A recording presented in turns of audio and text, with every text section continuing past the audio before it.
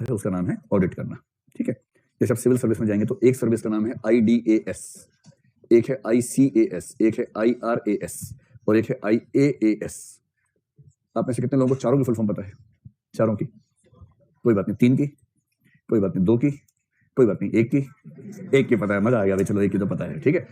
अब इसमें क्या है, ये है इंडियन डिफेंस अकाउंट सर्विस, ये है इंडियन सिविल अकाउंट सर्विस, ये है इंडियन रेलवे अकाउंट सर्विस और ये Indian air force account service, Indian audit and account services, ठीक है, ऑडिट एंड अकाउंट सर्विसेज। अभी भारत सरकार ने क्या किया कि रेलवे की 8 सर्विसेज को मिला के एक बना दिया, IRMS, Indian railway management services. और इससे कई लोग बहुत दुखी हैं, उनको लग रहा है कि अब विशेषीकरण खत्म हो गया, सरकार ध्वस्त करने पर आमादा है, सिस्टम से फलाना है ठिकाना है।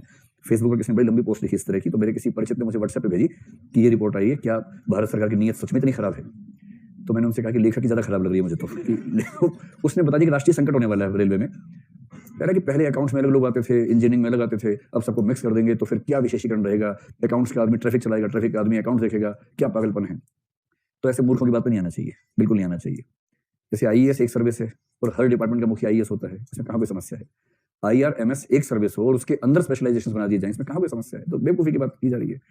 तो अभी क्या होता है, सारी सर्विस में कॉम्पिटिशन रहता है कि रेलवे इंजीनियरिंग सर्विस है, उससे मैकेनिकल अलग, सिविल अलग, इलेक्ट्रिकल अलग है, फिर रेलवे प्रोटेक्शन फोर्स अलग है, रेलवे अकाउंट्स अलग, रेलवे पर्सनल अलग, रेलवे ट्रैफिक सर्विस अलग है। 8 सर्विसेज में झगड़ा रहता है कि कौन ज्यादा ताकतवर बने। इन झगड़ों को मिटाने का क्या तरीका है? इन सब सर्विस के लोग दरअसल एक ही सर्विस में माने जाएंगे। इसका फायदा क्या है? IRTS बैकग्राउंड के 3 ऑफिसर अगर शानदार हैं तो उन तीनों को ज्यादा अच्छी प्रमोशन मिलनी चाहिए। ये बैलेंस क्यों करें कि एक AS का होना चाहिए, एक PS का होना चाहिए? क्या जरूरत है इस बात की? और जो रेलवे अकाउंट्स का आदमी कौन सा अकाउंट्स पढ़ के आया है? मध्यकाल का इतिहास पढ़ के आया था, सिविल सर्विस का एग्जाम दिया और IRS बन गया, ऐसे IRPS बन गया, IRTS बन गया, ऐसा कौन सा विशेषीकरण लेके पैदा हुआ था? वो ट्रेनिंग से ही जाता है। तो ये सरकार आमतौर पर एडमिनिस्ट्रेटिव मामलों में बड़े अच्छे फैसले ले रही है और मेरा ख्याल है कि वो ब्यूरोक्रेसी के लिए अच्छे हैं। ये मैं कहानी आपको इसलिए बता रहा हूँ कि बहुत जल्दी ऐसा हो सकता है कि आपको खबर मिले कि तीनों सर्विस मिला के एक हो गई है। ये सूचना बहुत जल्दी आ सकती है और इस पर अभी भारत सरकार ठीक ठाक विचार कर रही है। अभी क्या रिवाज है? अभी रिवाज है कि रेलवे में अकाउंट बनाने वाले ये लोग हैं, रेलवे अकाउंट्स वाले। डिफेंस मिनिस्ट्री ऑफ जो डिफेंस है उसके अकाउंट बनाने वाली सर्विस IDAS है और बाकी सभी मिनिस्ट्रीज के अकाउंट बनाते हैं ICAS, Indian civil account service. ये ड्रामा करने की क्या जरूरत है? रेलवे में ऐसी क्या बात है कि उसकी अलग से सर्विस होनी चाहिए? डिफेंस में ऐसी कौन सी बात है कि अलग सर्विस होनी चाहिए? जब सिविल अकाउंट्स के लोग बाकी सारी मिनिस्ट्री संभाल सकते हैं तो 2 मिनिस्ट्रीज की अलग सर्विसेज क्यों होनी चाहिए? इसलिए एक सर्विस बनाएंगे, इंडियन सिविल अकाउंट सर्विस, जो सारे डिपार्टमेंट्स के अकाउंट देखेगी।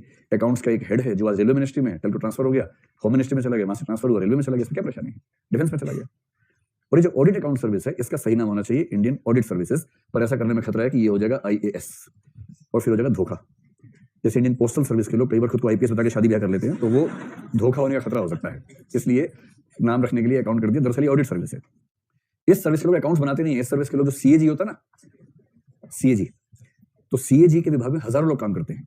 CAG तो अंत में एक IAS पैराशूट से आता है, बैठ जाता है CAG के पद पर, लेकिन CAG के ऑफिस में CAG को छोड़ के उसके नीचे के जितने बड़े ऑफिसर्स हैं वो सारे के सर्विस से आते हैं, Indian audit and account services से आते हैं, IAAS से आते हैं। अगर आप इस सर्विस में गए तो 16 साल सर्विस करने के बाद आप किसी स्टेट के अकाउंटेंट जनरल हो जाएंगे।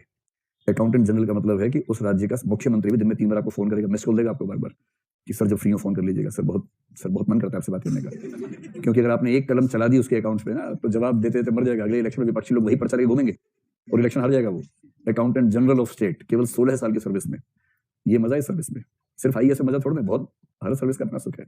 तो ऑडिट सिस्टम का मतलब होता है कि जैसे ये 3 सर्विसेज के लोग अकाउंट्स बनाते हैं, इस सर्विस के लोग इन सबके अकाउंट्स को चेक करते हैं। इसलिए ये वाली सर्विस इन तीनों से बेहतर मानी जाती है, क्योंकि आपको चेक करना है, हीरो बन के जाते हैं।